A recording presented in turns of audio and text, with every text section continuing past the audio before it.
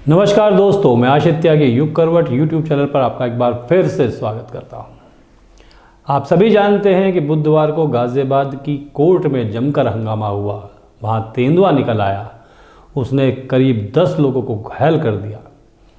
बाद में कई घंटे के ऑपरेशन के बाद वन विभाग की टीम ने उसको कब्जे में लिया और फिर अपने साथ लेकर चली गई। उसके बाद तेंदुए का क्या हुआ ये हम आज के बुलेटिन में आपको बताएंगे, लेकिन पहले खबरों को पोस्टमार्टम।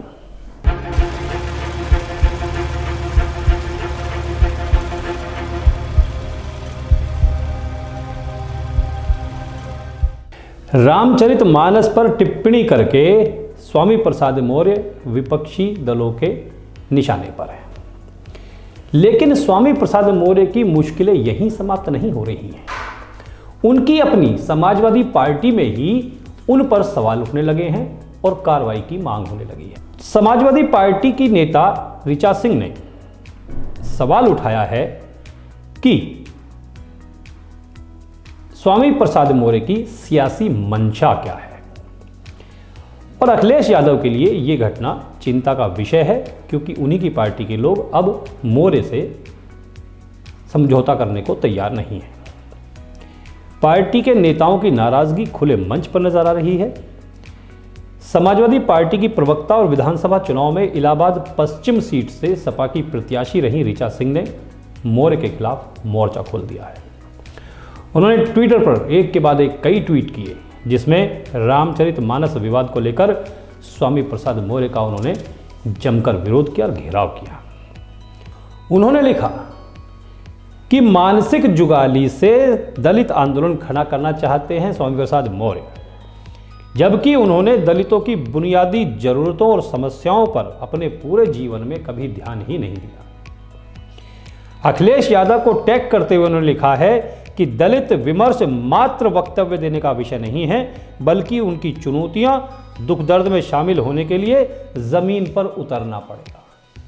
इसी के साथ ऋचा सिंह ने एक वीडियो भी साझा किया है, जिसमें महिलाएं पुलिस का विरोध कर रही हैं। इस वीडियो में खुद ऋचा सिंह भी हैं। इससे पहले उन्होंने स्वामी पर सवाल उठाया था कि जब आप किसी धर्म और भगवान को मानते ही नहीं हैं, तो उसके ऊपर अनुचित टिप्पणी करने का आपको क्या अधिकार है। उन्होंने कहा कि स्वामी प्रसाद मौर्य लोगों की भावनाओं को सिर्फ राजनीति के लिए आहत कर रहे हैं। उन्होंने सवाल उठाया कि मौर्य तब चुप क्यों थे जब अखिलेश द्वारा खाली किए गए सीएम आवास को गंगा जल से धुलवाया गया था। ऋचा सिंह से पहले समाजवादी पार्टी की प्रवक्ता रोली तिवारी मिश्रा ने भी यही सवाल उठाए थे। उन्होंने रामचरितमानस विवाद में स्वामी प्रसाद मौर्य की टिप्पणी की निंदा की थी और सीएम योगी और पीएम मोदी से सपा एमएलसी पर रासुका लगाने की मांग की थी। उत्तर प्रदेश के लिए कल का दिन बहुत बड़ा होने वाला है। लखनऊ में कल से ग्लोबल इन्वेस्टर समिट की तैयारी जोरों पर चल रही है। आज ही कई मेहमान पहुंच चुके हैं। मेहमानों के स्वागत के लिए यूपी सरकार ने खास तैयारी की है। ग्लोबल इन्वेस्टर समिट के लिए शहर में जो मेहमान आएंगे देशी विदेशी, उनके लिए 100 होटल रिजर्व रखे गए हैं। 100 होटल का इंतजाम किया गया है। इन्हीं 100 होटल में सभी मेहमान ठहरेंगे। लग्जरी गाड़ियों की व्यवस्था की गई है। यूपी सरकार की ओर से होटल मैनेजमेंट को मेहमानों की लिस्ट भेज दी गई है। हर होटल के बाहर कड़ी सुरक्षा व्यवस्था रहेगी।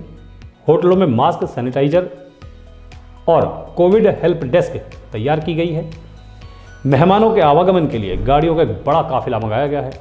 राज्य संपत्ति विभाग ने दूसरे राज्यों से लग्जरी गाड़ियां मंगवाई हैं। दिल्ली और चंडीगढ़ से 1750 गाड़ियां आई हैं। 800 लग्जरी गाड़ियों का काफिला इसमें शामिल है। इनमें जगुआर, रेंज रोवर जैसी बड़ी महंगी गाड़ियां हैं। आयोजन स्थल उसके आसपास हर रास्ते पर सीसीटीवी से निगरानी रखी जाएगी। यहां सुरक्षा की दृष्टि से भी बड़ी तैयारी हुई है। 24 आईपीएस और 68 पीसीएस की तैनाती की गई है। एंटी ड्रोन सिस्टम के साथ यूपी एटीएस की कमांडो टीम भी पूरे प्रोग्राम पर निगरानी रखेगी। सुरक्षा के पुख्ता इंतजाम के लिए अतिरिक्त फोर्स भी मंगाई गई है। 24 आईपीएस, 68 पीसीएस और 5415 राजपत्रित पुलिस अधिकारियों की तैनाती की गई है। 13 कंपनी पीएसी लगी है। 3 कंपनी सीएएफ भी लगाई गई है। पूरे लखनऊ में पुलिस फोर्स बढ़ा दी गई है। उद्घाटन सत्र का कार्यक्रम तय हो गया है। कल 10 फरवरी की सुबह 10:30 बजे ग्लोबल इन्वेस्टर समिट का उद्घाटन प्रधानमंत्री नरेंद्र मोदी करेंगे। मोदी के सामने 5 बड़े उद्योगपतियों को बोलने का मौका मिलेगा। इसमें सबसे पहले रिलायंस ग्रुप के चेयरमैन मुकेश अंबानी का भाषण होगा। इसके बाद आदित्य बिरला ग्रुप के चेयरमैन कुमार मंगलम बिरला, टाटा सन्स के chairman N Chandrashekhar, Dixon Technology के चेयरमैन सुनील वधानी और ज्यूरिख एयरपोर्ट एरिया के सीईओ डेनियल भी अपनी बात रखेंगे। उद्योगपतियों के बाद मुख्यमंत्री योगी आदित्यनाथ का संबोधन होगा। उसके बाद रक्षा मंत्री राजनाथ सिंह बोलेंगे और सबसे बाद में प्रधानमंत्री का भाषण होगा। यह था आज का खबरों का पोस्टमार्टम। अब आज की कुछ खास खबरें।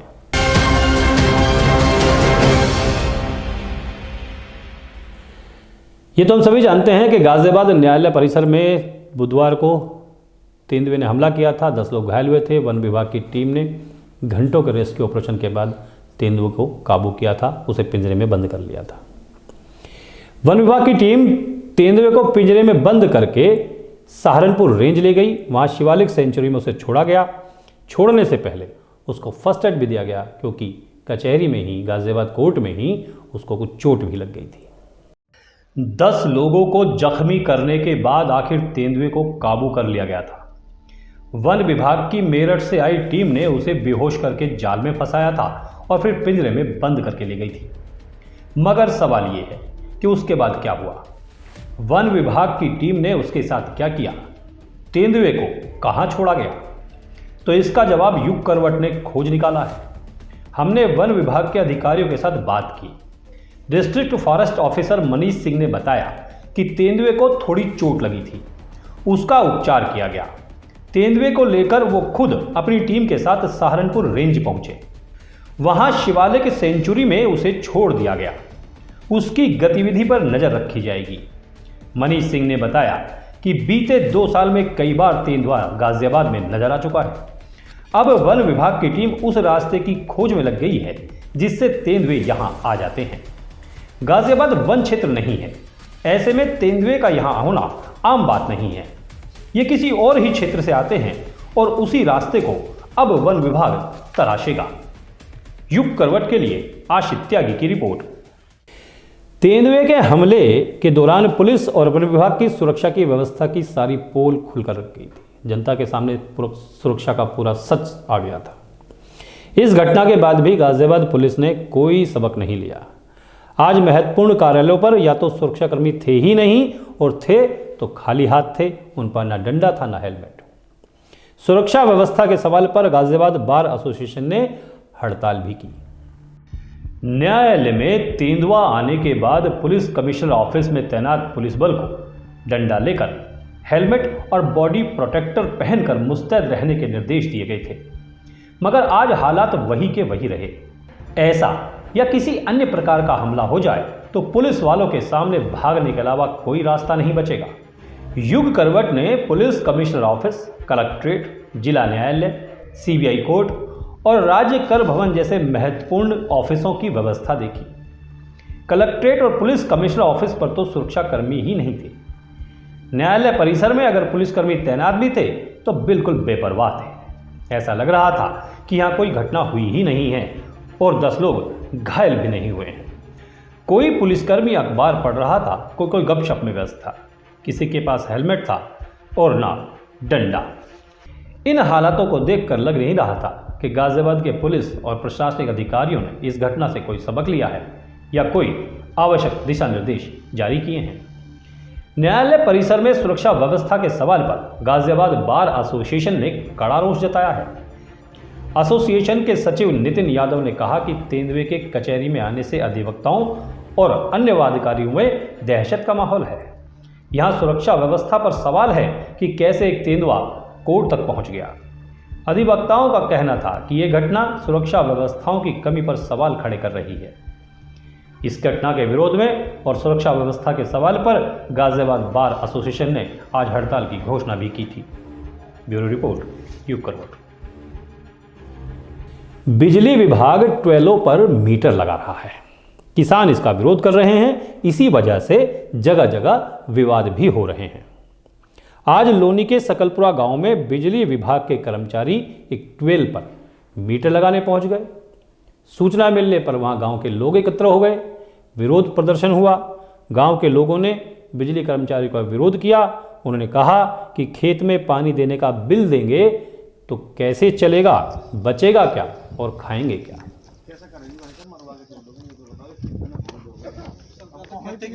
सरकार तो तभी तो हमको तो हम का सरकार डंडा करा तो हमें करो क्यों मरवा के छोड़ दोगे, नहीं तो बताओ बताइए भैया हद दुर्गति हो रही है ना, नहीं तो बताओ। चलो अब लगे ना हम लगन देंगे, हर इच्छा जो लगाओ तो लगा लो। क्या समस्या है एक बात तो बताओ कि जितना चलाएगा उतना बिल देना पड़ेगा। ये तो है नहीं कि तुम्हारे को कहते टोयली चलानी पड़ती है, बरसात में बंद हो जाता तुम्हारा बीच में क्या सर्दी ज्यादा हो। हम तो बंद गारंटी क्या, हम तो बंद के भी तो दे रहे हैं तुम्हें पैसे, हमें तो बंद बिजली की गारंटी क्या कि 800 जाएगा बिल। समस्या है ये मैंने कर रहे हैं जबरदस्ती लगा रहे हो, मारे लग रहे हो वहाँ पाड़ने करो तुम यूँ का कानून आपने तो अभी तो फिर यूज रहता है करो। हम तो फालतू आपको पता है विभाग से ऊपर के आदेश है, सरकार के आदेश मीटर नहीं लगवाएंगे बिल्कुल। ये बात हम साहब का ना ना बिल्कुल जी बिल्कुल। आप सम्मानित है, हमारे लिए सम्माननीय है भाइयों। आप हमारे, आपकी भी मजबूरी है लेकिन हमारी भी मजबूरी समझो। किसान बात करते हुए क्योंकि हम भी परेशान, अधिकारियों की मजबूरी है। गाजियाबाद के मसूरी थाना क्षेत्र में दो पक्षों में झगड़ा हो गया। यहां से पुलिस को सूचना मिली कि दोनों ओर से गोली चलाई गई है। पुलिस ने मौके पर जाकर छानबीन की। उसने फायरिंग की सूचना को फर्जी पाया। पुलिस इलाके की सीसीटीवी फुटेज खंगाल रही है। आज दिनांक 8 फरवरी रात करीब 10 बजे मसूरी थाने पे सूचना मिली कि जेल चौकी क्षेत्र अंतर्गत आने वाले मोहन वाटिका में आइडियल कॉलेज के पास दो पक्षों में विवाद हुआ है। प्रथम पक्ष रामवीर था, द्वितीय पक्ष लोकेंद्र था। इन दोनों पक्षों में विवाद हुआ। रामवीर पक्ष ने द्वितीय पक्ष लोकेंद्र पे हवाई फायरिंग के आरोप लगाए। पुलिस मौके पे जाके जांच की तो हवाई फायरिंग की पुष्टि हो रही है। इसमें कोई घायल नहीं हुआ है अभी तक और पुलिस सीसीटीवी फुटेज चेक कर रही है और आगे की विधिक कार्रवाई की जा रही है। भगवती मानव कल्याण संगठन ने गाजियाबाद के जिला मुख्यालय पर प्रदर्शन किया। उन्होंने आरोप लगाया कि कुछ लोग रामचरितमानस को जलाकर माहौल को खराब करने का प्रयास कर रहे हैं। ऐसे लोगों के खिलाफ उन्होंने कड़ी कानूनी कार्रवाई की मांग की है। भगवती मानव कल्याण संगठन ने रामचरितमानस का अपमान करने वालों के खिलाफ कार्रवाई की मांग को लेकर डीएम के माध्यम से मुख्यमंत्री के नाम एक ज्ञापन सौंपा है। संस्था ने कहा कि रामचरितमानस जलाकर सनातन धर्म का अपमान करके देश को जाति और धर्म में बांटने वालों के खिलाफ कड़ी से कड़ी कार्रवाई की जानी चाहिए। उन्होंने आरोप लगाया कि समाजवादी पार्टी के कार्यकर्ता सोची समझी साजिश के तहत देश को बांटने का काम कर रहे हैं। ये अपराध अक्षम्य अपराध की श्रेणी में आता है। इससे करोड़ों लोगों की आस्था को ठेस पहुंची है। तो दलितों का तो अपमान किसी भी कीमत पे हुआ ही नहीं है। ये जो मूर्खता की हद पार कर चुके हैं स्वामी प्रसाद मौर्य, इनको सोचना चाहिए कि जो मुगल काल और अंग्रेजों का काल था उस समय रामायण जैसे ग्रंथों के अंदर उन लोगों ने बदलाव कर दिया था। तो उसी बदलाव के चलते ये चौपाई खराब हो गई है। इसके अंदर पहले ये शब्द थे ढोल गवार शूद्र पशु और नारी। शूद्र की जगह शुद्ध शब्द था और नारी की जगह रारी शब्द था। तो स्वामी प्रसाद मौर्य से मैं अनुरोध करूंगा कि अपनी इस भूल को सुधार लें और धर्म ग्रंथों का अपमान ना करें। उन्होंने मांग की है कि ऐसे सभी आरोपियों के खिलाफ कड़ी कार्रवाई हो। ब्यूरो रिपोर्ट, युग करवट। तो आज के लिए बस इतना ही। गाजियाबाद और आसपास की खबरों को जानने के लिए देखते रहिए युग करवट और विस्तृत रूप से खबरों को पढ़ने के लिए पढ़ते रहिए युग करवट समाचार पत्र। हम आपसे रोज एक आग्रह कर रहे हैं, कृपया वीडियो को पूरा देखें, क्योंकि आपके वीडियो को देखने से हम एक माइलस्टोन तय करने जा रहे हैं यूट्यूब चैनल पर, जो आपके सहयोग से ही संभव है। आपसे अनुरोध है कि वीडियो को पूरा देखें, लाइक करें, अपने दोस्तों को रिश्तेदारों को शेयर करें, जिससे ज़्यादा से ज़्यादा लोगों तक जानकारी पहुँचे, और कमेंट ज़रूर करें। आपके कमेंट हमारे लिए बहुत महत्वपूर्ण है। नमस्कार।